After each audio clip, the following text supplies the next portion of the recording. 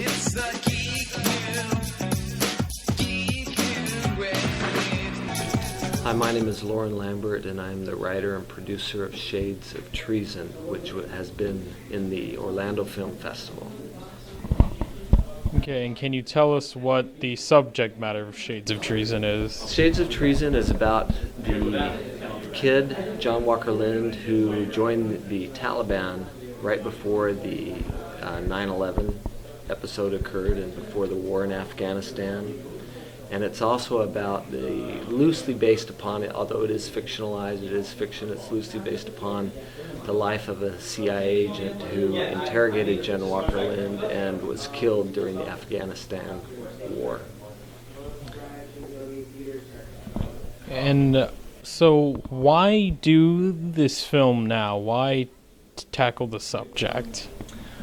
You know, I don't know that it was anything that I timed. It's just I've always been interested in this idea of who is a traitor and who is a hero, and how sometimes there's a very fine line that separates the two, and sometimes I think we're confused about who really fits in those categories. It was just a very interesting story, very compelling. I wanted to look for something that dealt with those issues, and knew about John Walker Lind and further researched what happened to him, and just found it to be an interesting story. And the other reality, it's something that we're dealing with all the time. Whenever you have a controversy that breaks out, and there's people on different sides of the controversy, especially with national security issues, when there could be a difference of opinion. Even now, we attempt to label anyone that has a contrary opinion to ours as somehow being in violation of what we view as patriotism. And in my opinion, patriotism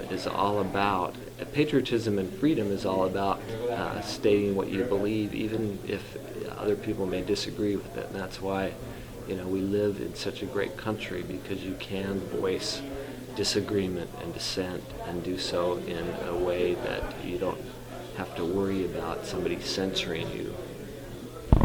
So anyway, it's a relevant, will always be a relevant issue for all time.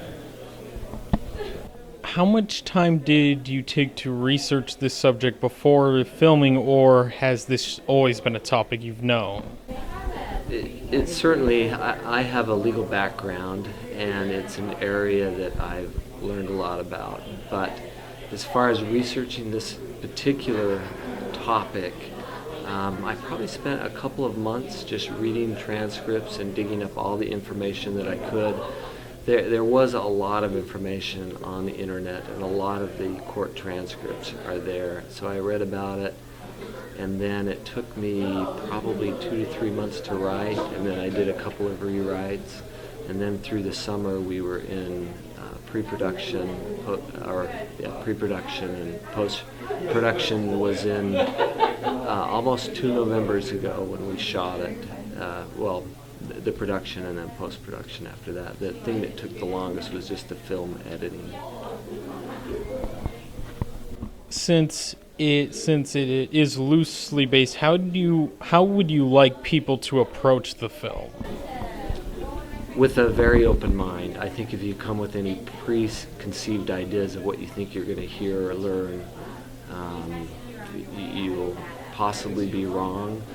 I think to the degree that you can in film to have an interesting story, I think I've been pretty true to both characters. Both characters are well represented in their fathers.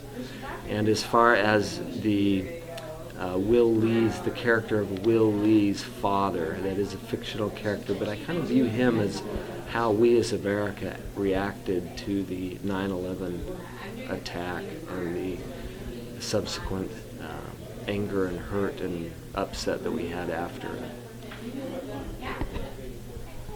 Okay, and as an attorney, was this your first directing effort, or?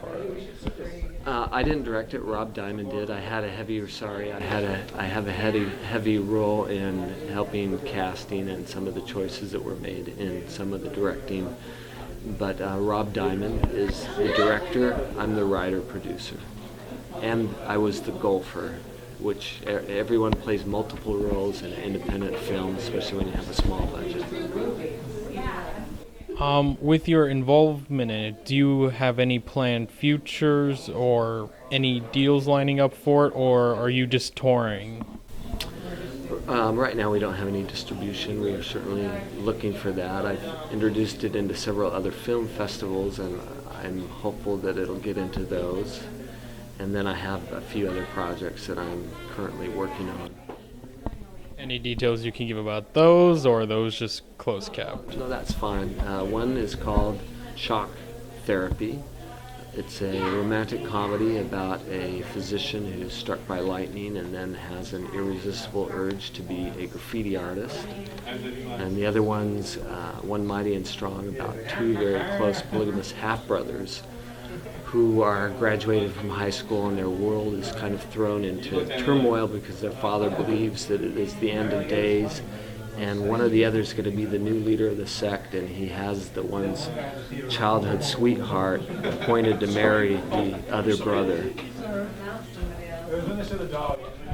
Well, thank you, and good luck on your ventures. Thank you very much.